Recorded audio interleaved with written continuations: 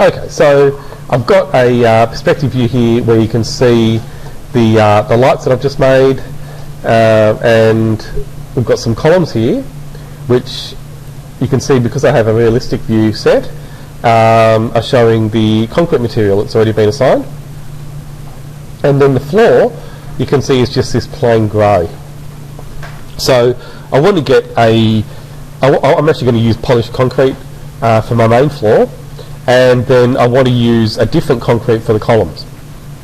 So it's a good opportunity to show you not just the assigning and management of materials, but also how you can work with different materials and make them from a single material that you use as a starting point.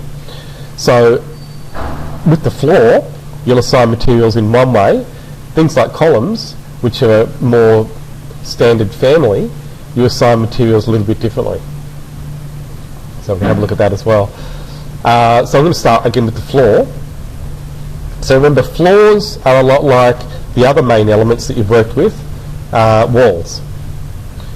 So walls, floors, ceilings, roofs, they're all your main or your system elements, and you assign materials to them all in the same way. Okay, so you can just select and then go to Edit Type. Once you've brought that up, you need to then click on the Edit button next to Structure to see where the materials go in. Okay, so you've got those two steps. So if you missed it, let's do that again. So again, once you select your floor, now I'm in a perspective view, so it's easy for me to select the floor. If you're in a plan view, remember, if you can't see an edge like this, you should be able to use Tab to bring up your floor if it's under a wall or something like that. But sometimes the easiest way is just to find an edge, or in a perspective view, you can usually find it just by hovering and finding where the edge is there. And also Tab will work there as well.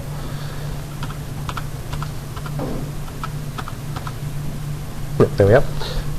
Okay, so again, first thing is to select the object, and then again back to Edit Type. And so with things like floors and walls, you have to go into the structure. So again, clicking the Edit button there, doesn't hurt to show the preview. So that will show the layers, or the layers, but in this case we've only got one layer. So this is just a generic 150mm floor.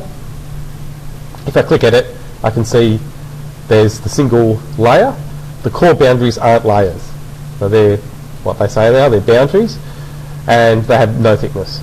So all you can see there is the 150mm thick structure, one layer that's got just a default material. So I'm just going to cancel that, and I'm going to duplicate before I make any changes to this, because this is a default floor. I want to make a new type of floor. It's going to be a concrete floor, so I'm going to click on the duplicate button, and I'll call it concrete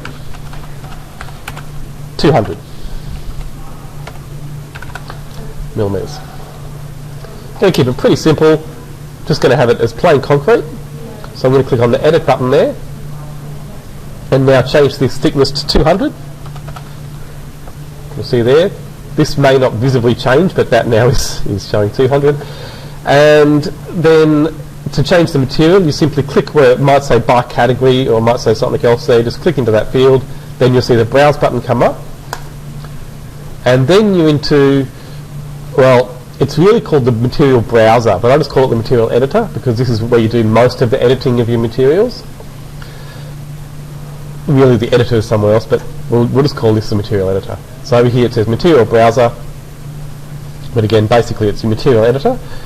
And so you've looked at this before, but maybe just to spend a bit more time on it, I'll just show you, you've got the list here, which if you don't realise is the list in your file, in your project file. So all of these materials are saved in the file I'm working in, the RVT file, which has our space in it. And then down below that you've got the library, which gives you essentially a bunch of pre-made materials. This isn't meant as a big palette full of lots of different types of materials. This is meant as a way of getting started So if you want to make a concrete material, you'll find there are a few there, nowhere near enough, but I'll show you there's a lot more when you go into the rendering. But let's say I want a concrete floor. Concrete cast in place is close enough. So I'm just going to select the, click on the arrow there on that material, and that will put it into my file if it isn't there already.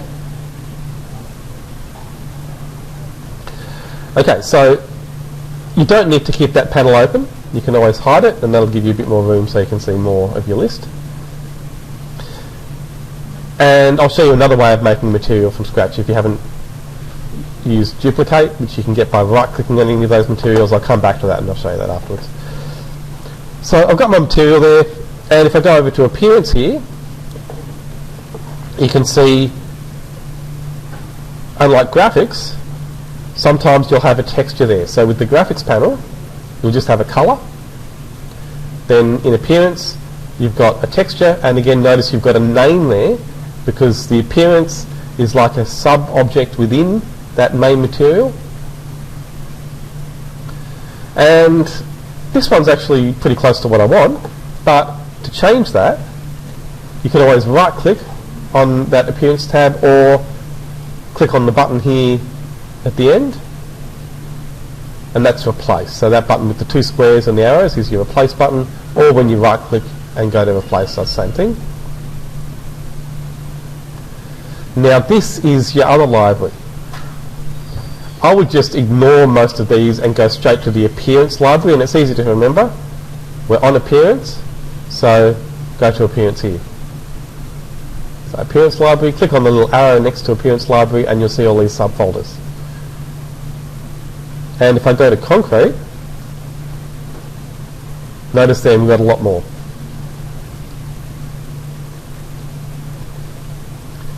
Okay, so the other library I showed you, like I said, it's just a way of getting an initial setup for your materials, but when you come to rendering, you need a lot more options, and you've got those here. So a really good selection of things to get started with. Smooth precast structural is a pretty good one. So if I double click, it's actually very similar to what I've got, but just so you can see there, now that's changed. So all I did was double click on the one that I wanted, close this, and the name up here you can see is changed. It is quite similar to the one that I just had, but I'm going to make still a few more changes. So it's a floor material, and it's concrete, so to use concrete as a floor material you really want to have it with some reflectivity, or have it polished in other words. So I'm going to tick reflectivity, and when you make something reflective with photorealistic rendering engines, they tend to have these two values for reflection. So they have a different value for direct reflections compared to reflections at an angle. And that makes them more realistic, essentially. So with something like concrete, polished concrete, you tend to have less reflectivity with a direct reflection and more reflectivity when it's at an angle.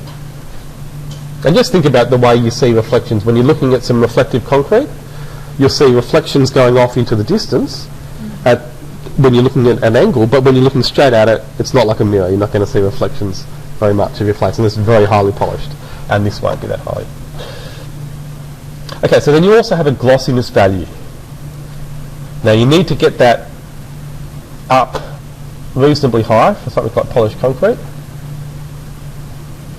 And you can see now I'm starting to get some reflections there. I probably need to have a higher direct and oblique value maybe. So I can see the preview there. It's giving me an idea. I'm going to check that the quality there is on, yeah, it's on production quality, so that's the highest quality. So you can notice that I can make that preview bigger by just dragging that bar there and stretching it out. Okay, so I might increase the glossiness a bit more. So I can start to see those highlights coming up on the corners, and increase these values, and I should start to see some reflections.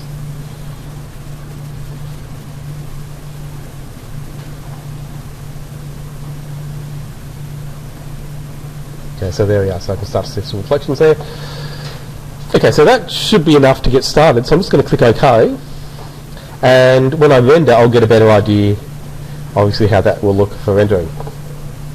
Before I worry too much about the reflection settings, though, the other issue I have now is that it's tiling way too obviously. So there you can see it's very obviously repeating the same image over and over again to give us that look of concrete. And we've got the same problem on the columns as well, actually. So back to the object, edit type, in the long way, go through here. And it's good practice just to get used to doing it this way. I'll show you a faster way later. Okay, so back onto the appearance tab, and I'm going to show you probably one of the number one tricks that I use to make materials look better in the render. It's not technically accurate, but who cares about that? We just want it to look good. And that's really the secret when you're working with these sorts of images. They're not just technical drawings. You're really meant to trying to give an impression of the space and an impression of the materials. So I want to change the size of that image, and I'm going to just click onto the swatch to do that. I think I might have shown you this before. Have you seen when this comes up what you need to do? Okay, so keep an eye out for this. When you see this dialog box, and you'll know which one it is because it'll have values like U scale and UV scale, things like that, X and Y, offset X and Y. That's the wrong one. That's a technical error in the program. It shouldn't be showing you that. These are for another program. So I know because I use the other program. So it's not how it should be. So I'm going to click OK. And then I'll go back into it. So all I did was click OK to get out of it. And now back in, back to appearance, and I'll click on that swatch again. Notice how it's different. I don't have all those settings. So before it had offset X and Y, there was UV scale, U and V tiling, all these things that probably wouldn't have meant much to you. Now, it's much simpler. I've got position, offset, size, width and height. So that's what you should be looking for. You're really, most of the time, going to be coming in here to change the size. If you don't see the size or the scale, just get out of it. Just close it, open it again, and it'll fix it. It's just the first time when you open it, it shows up like that. It's just one of those things I haven't fixed for years. They should have, but they haven't. Okay, so this is the size that image would be. So this image is taken from a real piece of concrete. And it probably is that big in real life. Well, like I said, we don't care about technical accuracy. We just want to make it look good. So I'm going to make that 5 times bigger than it would be in real life as a starting point. I might even need to make it bigger. So I'm overscaling this material by a lot. So it's 2500 roughly, when it was 500 before. So done. Okay. Okay, okay. How much better is that? Still tiling a bit, but much better than it was before. We can at least see that it's concrete now. Before, it just looked like a bunch of tiles. So, for me, that's still not big enough. I'm going to go back in. So again, don't worry too much about technical accuracy. If you can make changes that make it look better, just do it. And so here again, 2500, I want to make that about twice the size again. So I'm going to try, well, maybe 5,000 is a bit too much, so I'll try 4,000. It's going to be really big, but we just want to see that it's looking like a texture, and that's okay. Once I've got some furniture and things in here, that'll cover up the seams and the tiles. Now, that seam there, though, might be a bit of a problem. So I can always go back in. And remember, so I'll show you a quicker way. Instead of going each time into the floor, edit type, and then going through to the material that way, you can go straight to the Manage tab and click on Materials. And that'll take you straight there. So then I'll go to Appearance, make this a bit smaller, click on the swatch, and then I'm going to change this offset X value. So I might make that 2000. Done. Apply. Notice how it's moved seam across. And there we go. Okay, so then I'm going to do a quick test render. So I'm going to put it down to fairly low quality, just onto low. It's on interior, sun and artificial. Render and see what the reflections look like. Because I don't have a lot in the space at the moment, it should render reasonably quickly. Once you start putting more furniture and other things in there, then the rendering's really going to start to slow down.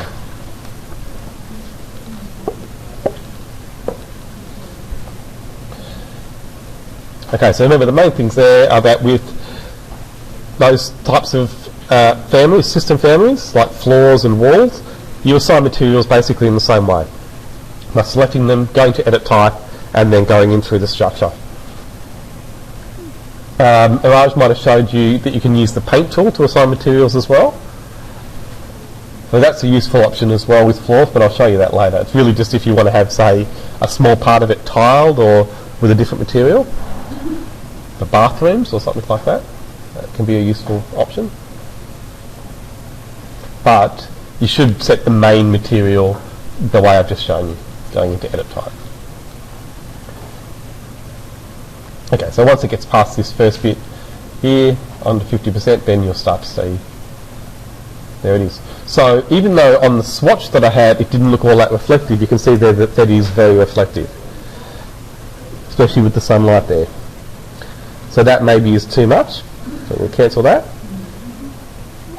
Close this. Materials, go back to appearance, and reduce those values. So the glossiness, oops, sorry, just here, the glossiness is probably too high as well.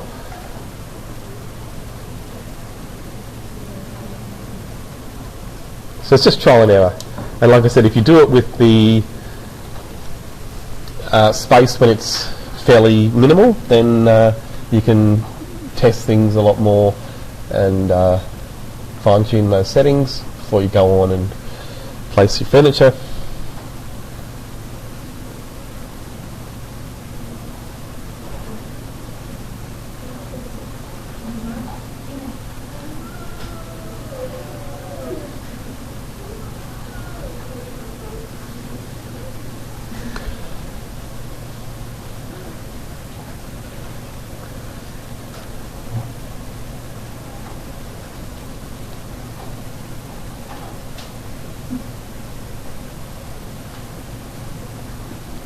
Now the columns, I might want with a different material. In the construction of the building, they would be cast with exactly the same concrete as the floor structure, and they'd probably cast it at the same time, or very close together. But to get that polished effect on a concrete floor, remember they put a screed over the top, and then they polish that. And they usually apply so it's an epoxy or a special coating as well to get that polished look. So it will often look quite different to the columns. They don't do that to the columns. So the columns should look different. Okay, so that's still maybe a bit reflective, but I'm sure you can work out how you can keep fine-tuning those settings. So again, just back to here, back to appearance, and just keep refining. So I don't know why I keep clicking on the swatch there. I just want to reduce the glossiness and the reflections there.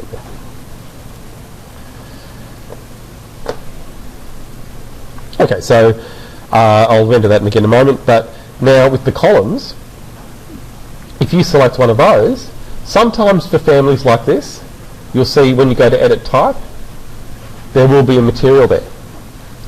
So remember the light that I made, by going to edit type, I know there's a material there because I set it up that way. So some families will have it there in edit type, but columns, I know from experience, are made a little bit differently. It's not just columns, lots of families. And so the other place the material can live is in the properties for the element. So it's not always in edit type, sometimes it's just in here.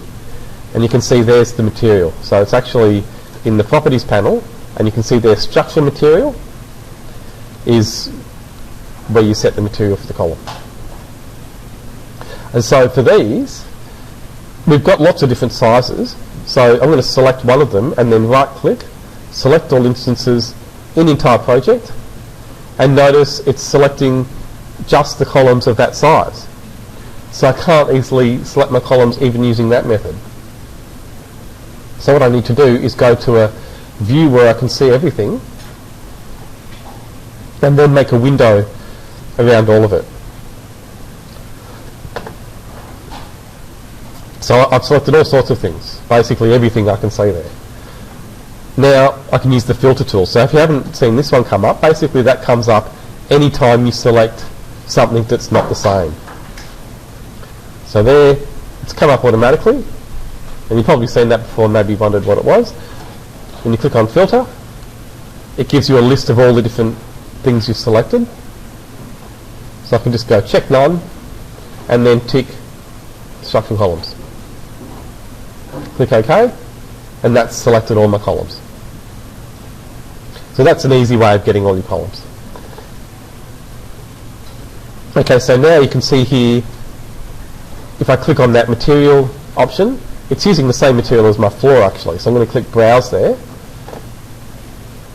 And, well, it's not exactly the same, but it's close. So I'm going to first,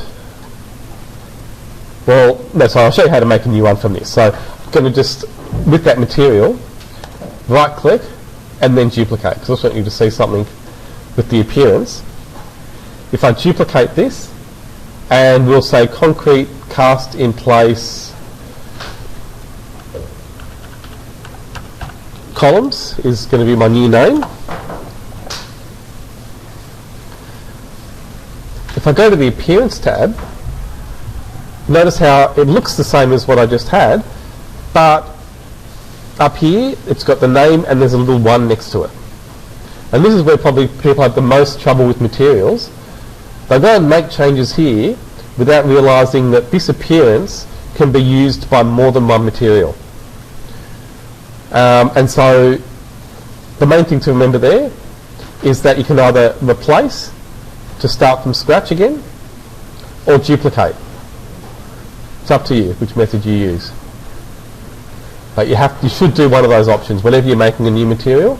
Duplicate or replace, especially if you see a number here other than 0. If there's a 0, it's fine, just make your changes.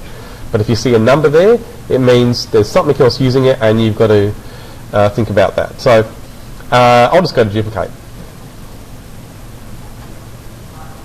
So notice how here, I don't really care about the name, but there's a 0 there, which means nothing else is sharing this material. Okay, so I'm going to click OK, and then go into my new 3D view. So remember here the tiling is the main issue. So I know the name of this new material. I don't need to select all my columns again. Just go straight to materials. There it is. I've given it a name that reminds me it's for the columns. And I can just go to appearance here and then click on my swatch, and then notice it's come up straight away with the size, so I don't need to worry about changing that. I can just change the size to what I want. So I'll try something not quite as big as what I had for the floor, maybe 1500. Press apply, and that looks pretty good actually. Okay, now I'm just going to check with my floor material what some of the values were. Sorry, so it's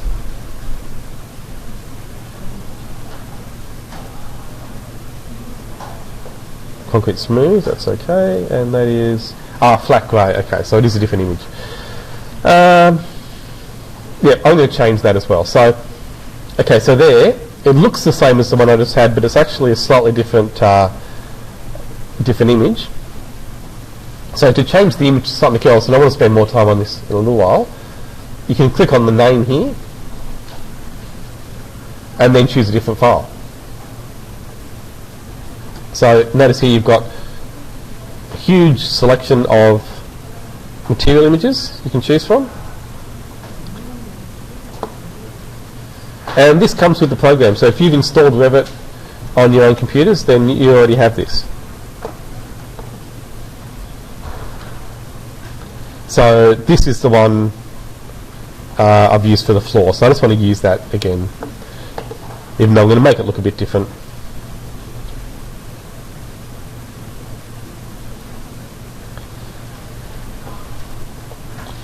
Okay, so back to render now, and so we'll just go down to low again.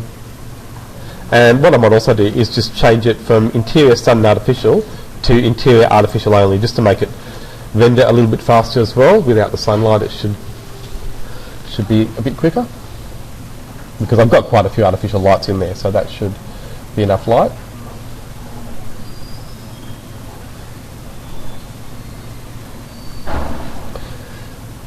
Okay, so the main things to take from that are the fact that with certain families, the materials can appear in the properties panel instead of edit type, and then also that you need to sometimes select all of those objects to change them as a grid, and then also that you can duplicate materials to create new ones, but you also need to look at the appearance and decide whether to duplicate that as well.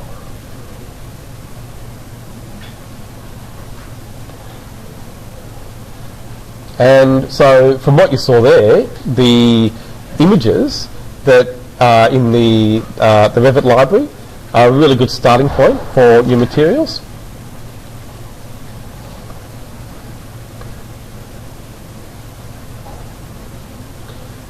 But you can of course use your own. Right, so the default library, where is it? Here we go. Sorry, I've got a copy of it somewhere here. That's the default library.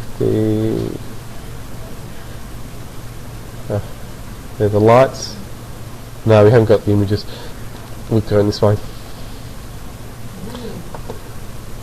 So, okay, so this is the folder with the Autodesk supplied materials, and I'm just going to copy that across. So you can see there, it's not that big, 183 meg. Like I said, it's pretty good as a starting point. And that is essentially part of what's called the Autodesk Material Library.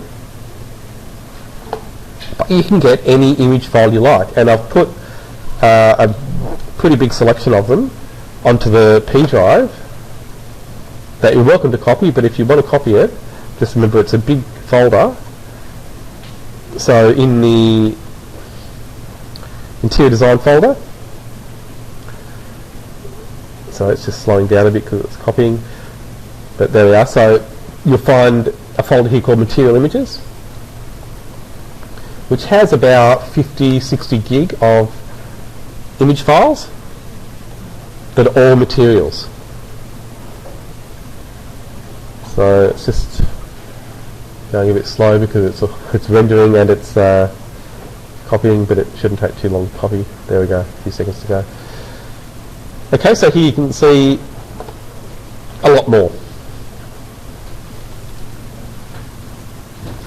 But again, this still won't be enough. When you're choosing your own materials, you will definitely choose materials that aren't... Is it 100 gig now? Right, yeah, I keep adding stuff to it, so yeah. Okay, so if you go into the wood folder, for example, whoops. So into wood, and then we'll change it to large icons. So you can see there are lots of different images. Do you know what format these would be? Anyone who downloads stuff online? Yeah, JPEG is the most common, definitely. PNG, you'll see a lot as well. PNG is kind of the new JPEG. Oh yeah, it gives you more options basically, because they're both compressed formats, but PNG can handle more channels and things like that. So it just does a bit more than JPEG. So scrolling through here, got lots of different timber floorboards, things like that. I've put virtually everything that's in that Autodesk folder into here as well.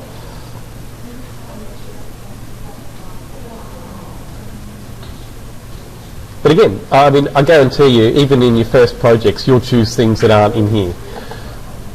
Everyone chooses different materials.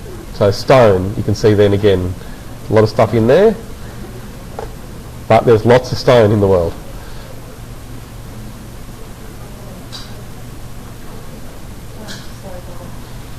So these are just image files. All they are is JPEG or PNG files. So they're image files you can easily copy from here. They're all the same type of file, so that's just a JPEG file.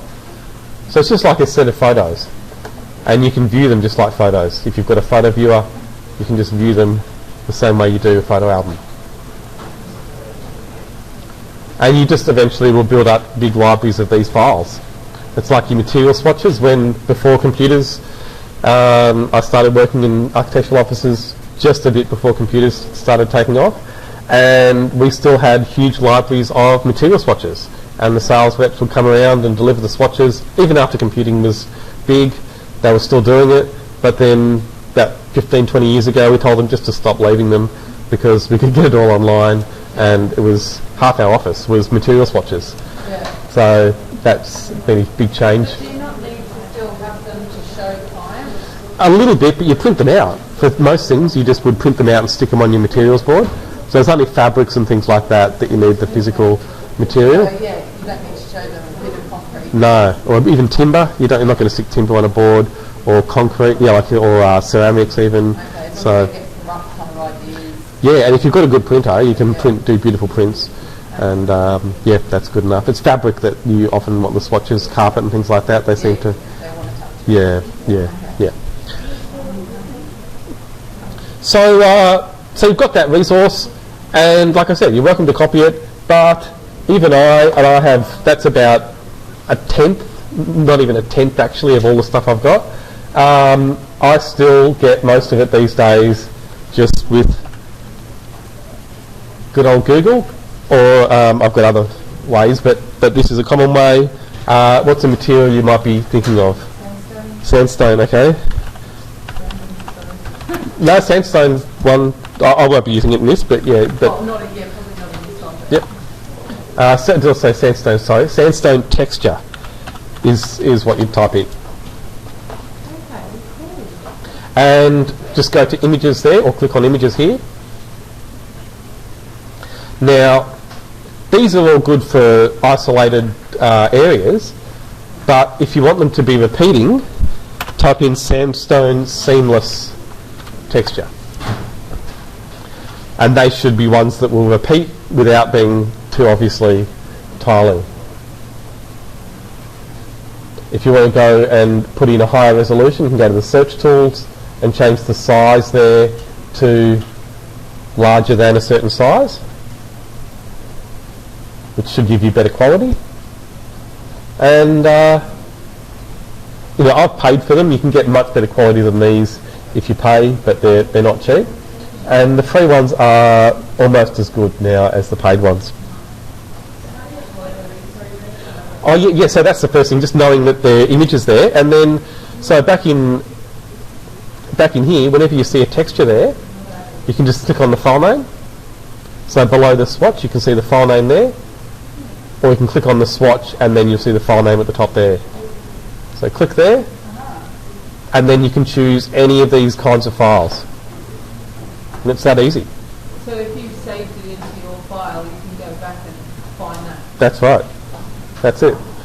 And once you realise that they're really just made from images, these complex looking materials, then they're much easier. And so I'll do one for you now from scratch. So I'm just going to go in and make a new wall.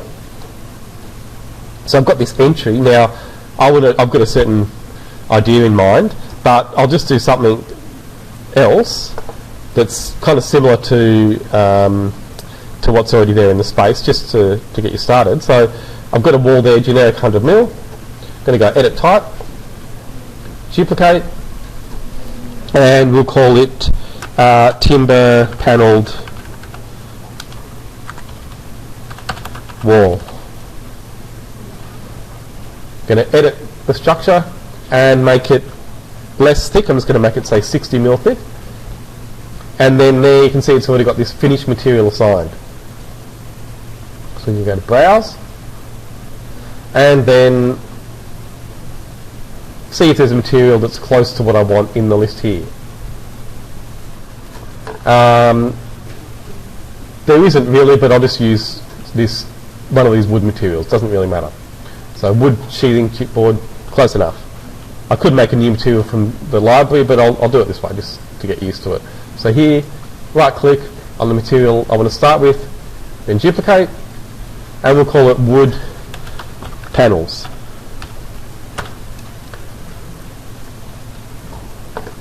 Now to appearance, notice the little one there.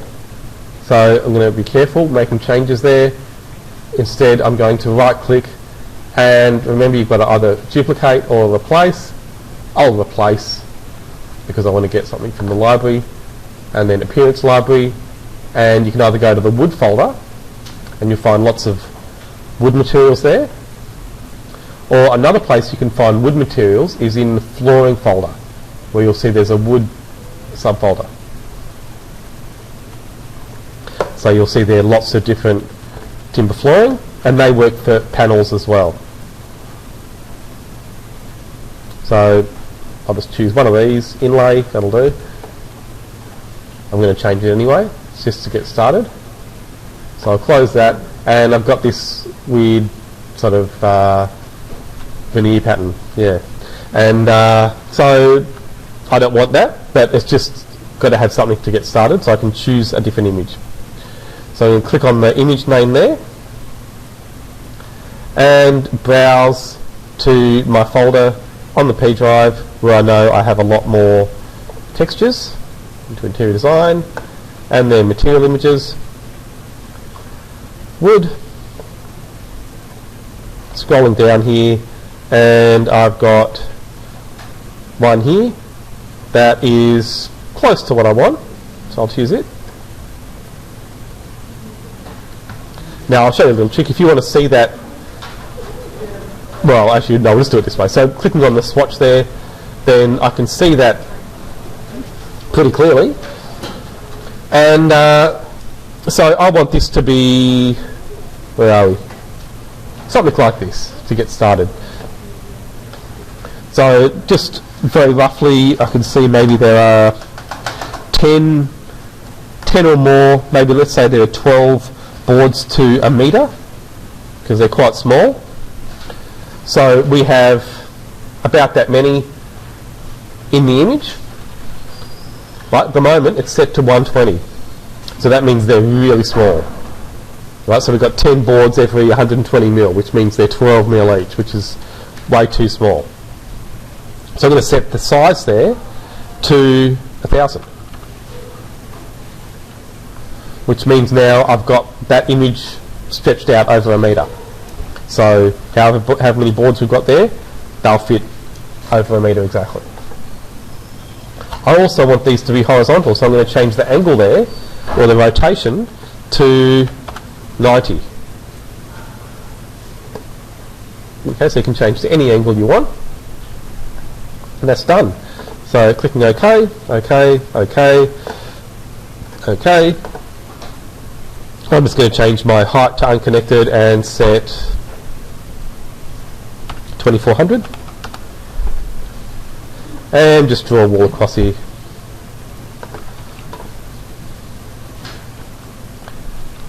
There we are. So a little bit long.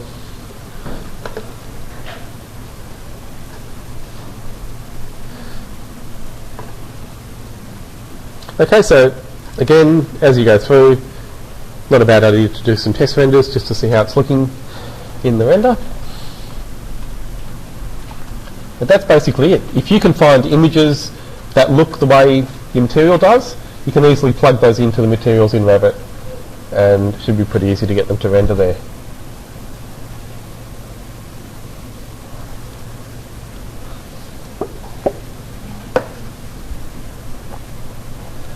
Notice how it's slowing down the renders now that I've got a bit more in there.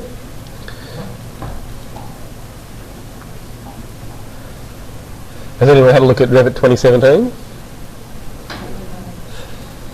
Unfortunately, I've got to say I think it's one of the worst upgrades in a long time. For one main reason, they've taken out mental ray. It's just gone. So you have to use the Autodesk Ray Tracer, which is a different rendering engine. And it's not a bad rendering engine, but mental ray's been around for so long, and it's, I mean, I just know it really well, and I've been using it for a long time. Probably I'm just fussy, or just used to it. But I think it's a bit of a shame. So it can be an idea though to try the Autodesk one. In 2016 you can switch.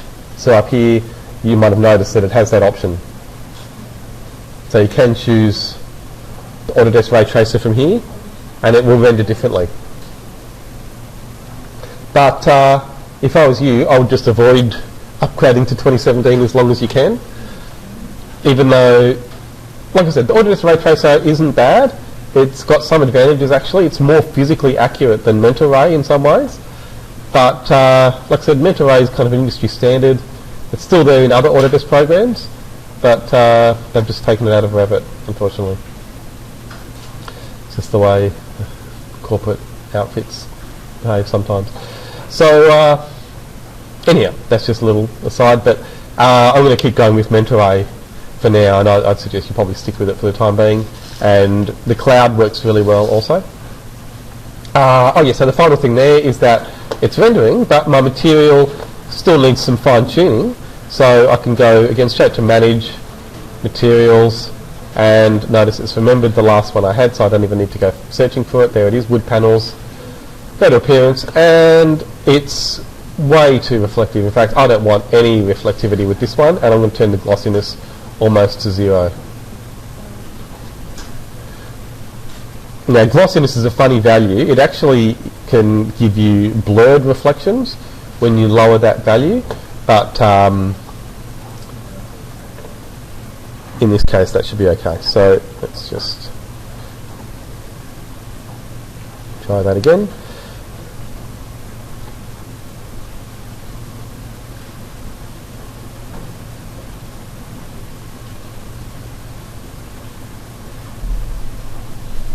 And so I've been focusing on natural materials, even though I suppose you wouldn't really always call concrete a natural material. It does have a texture.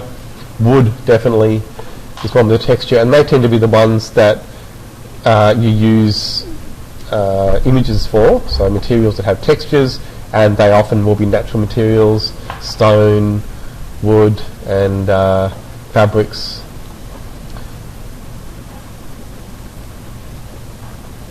But then simpler materials give you a chance to play with some of those more basic settings, and so don't forget about those. So things like plastics and just paint materials, which are really important as well. Okay, so this is starting to look much better. You can see the contrast between the matte and the reflection makes a big difference. Okay, so the idea I had actually was to use a planar material to contrast the concrete, and so I'm going to make a panel with I'll just use another wall.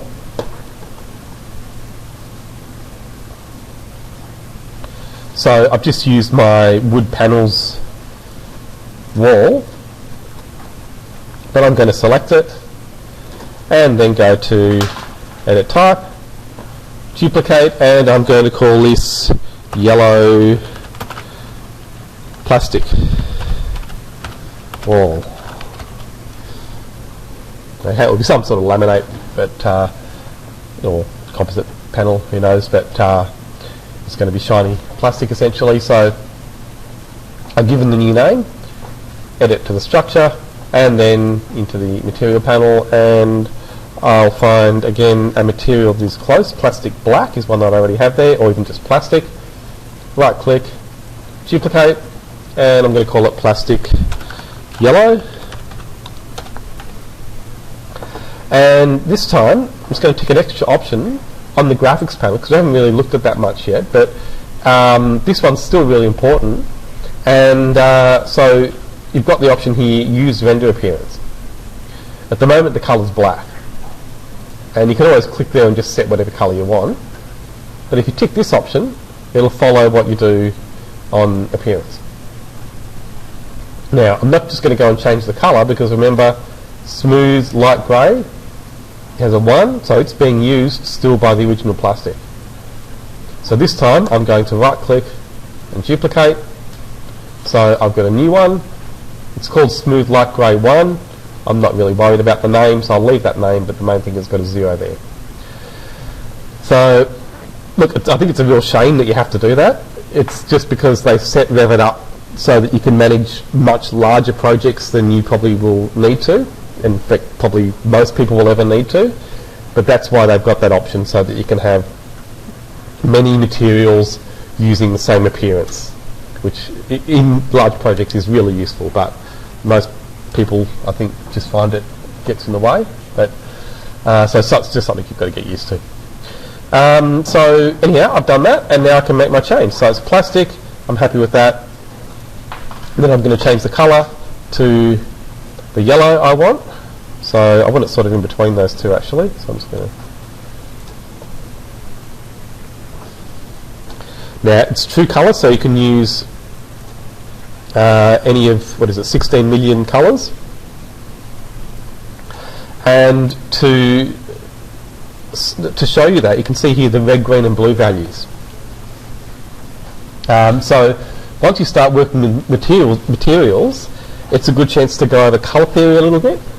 You probably haven't done any colour theory since first year, or have you done any recently? No. When you did it in first year, you probably were taught or using red, yellow, blue as your primaries. Yep. And they were the primaries in art traditionally, and even most early architects, Seidler, for example, still used red, yellow, blue as primaries. So it was still taught for a long time up until even after the war. But it's been known for quite a while that the true primaries in that model are cyan, magenta, yellow. That's why on printers you see those colours. So red, yellow, blue is actually a pretty close approximation, but not quite 100% accurate, of those cyan, magenta, yellow primaries that you use when you're working with pigment. And the reason I'm pointing them out is because it's easy to mix that up with red, green and blue. Red, green and blue has got nothing to do with red, yellow, blue. Red, yellow, blue is, again, for pigment. Red, green and blue is working with light. It's working the other way, and so it's working with the beams of light, or the light rays that you see, and not the light that's absorbed by the pigments. Okay, so, and the way to remember is when you're working with light that's absorbed by pigments, you're going closer to black. As you mix more pigments together, mix more paint together, gradually it's going to absorb more and more of that light, and eventually you're not going to see any colour, you're going to see black. But with light, as you mix more pigments together, also more colours together, it gets closer to white. Okay. Right, and that's why when they talk about all the colours together make white, like if you've seen the the triangle, the light getting refracted through a triangle of glass and making white, that's what they're talking about. And so that's what your eyes see. Think about the sun. When you see a lot of light from the sun, you don't see black, you see white. Same idea. And so the reason that red, green and blue are the primaries is because your eyes have receptors for those three colours. You have three different colour receptors in your in the centre of your eye, in your it's not your cornea, but the what is it? The rods and the cones. The cones. Yeah, that's the one. Yeah. So, and then the rods are on the outside. I think they don't have much colour perception. So, so there's a good reason for it, and it's good to think about that, because not everyone sees colours in the same way as well. Some people have different abilities with that. and animals see them differently again. So yeah, exactly. Yeah. So these aren't, colour isn't a real thing. It's just something that you perceive. Yeah. But yeah, it's interesting. And then what I always like is that red, yellow, and blue, the old primaries, they're not really the primary colours, but they make a really good colour palette. So they're still handy. Okay, so anyhow, that's just a bit of background, and if you're wondering why you see red, green and blue there, that's why, because they are the true primaries. And so you can make any colour with those three together. And then the finish, I'll make that, I'm going to try polished. So I've got this yellow. It's maybe a little bit dull, so I might just go back and make that a bit brighter.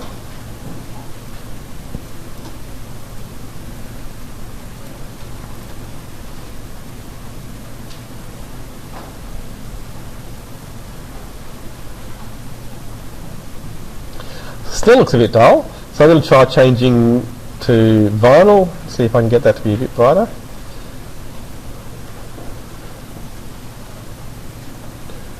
I really want a more sort of lemon yellow. And no, still not enough, so back into here. Okay, so notice that I've got red and green on 255, 255. That should make pure yellow, but then blue's on 128. Okay, so I'm going to take that down to 0. Notice how much more yellow that is. Yeah.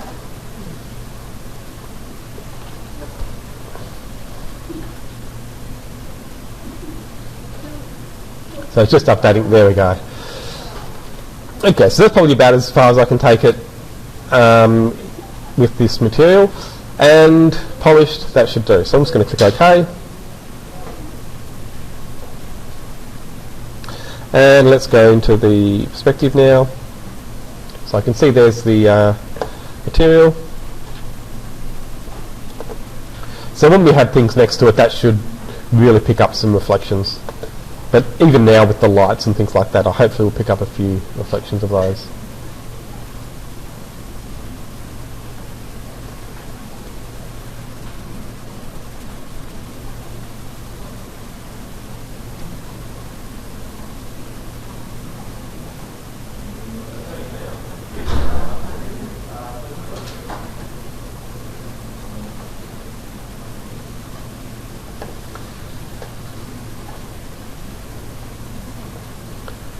But, oh yeah, so as well as getting textures by searching online just while waiting for that to render, don't forget you can take your own photos.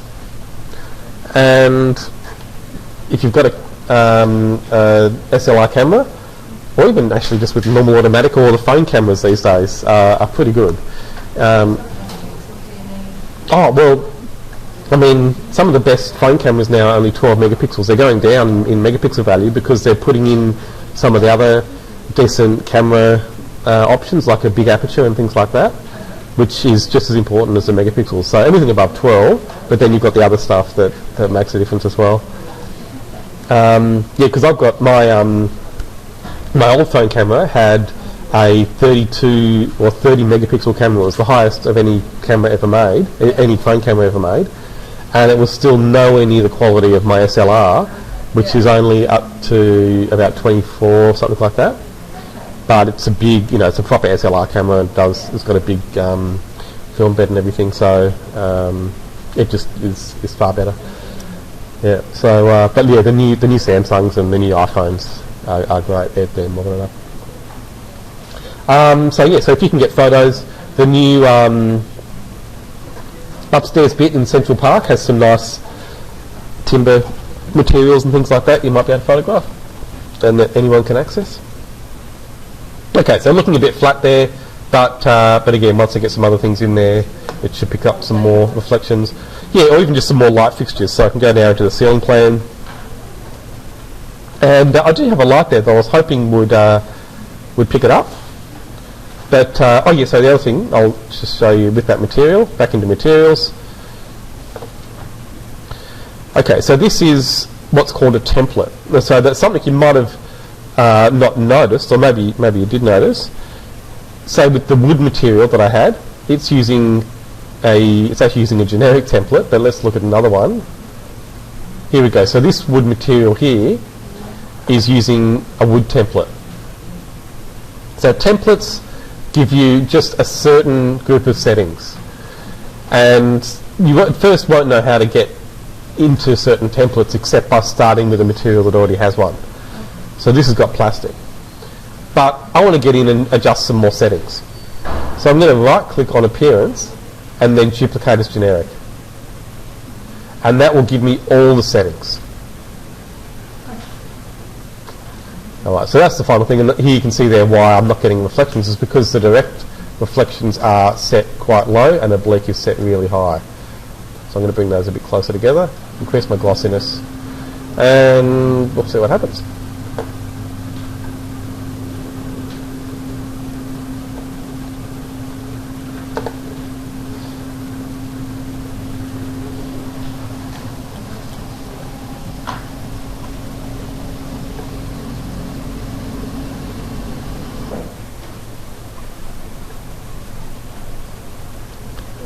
Oh, that's okay.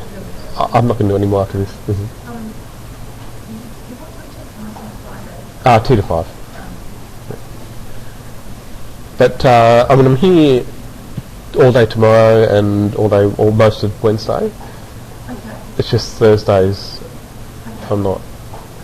So do you have classes at that whole time, or is there... Yeah. But if you have any problems or anything, you should be able to grab me. Especially in my Tuesday class, I've got a lot of free time. Okay. It's a pretty full class, but yeah. Starts first thing in the morning. Oh, okay. Yeah, goes all day. Yeah. Okay, there we are. So you can see there, I've got a few more reflections coming in on that screen there, and with a bit more light and a few more objects, that would be clearer. But you can definitely see there's some reflections coming in. Alrighty, so hopefully that'll give you a good basis for working with materials, and then next week going to revisit modelling and go more into how you can use those other solid modelling tools and then combine them with the materials and other things we've been looking at. So that's about it.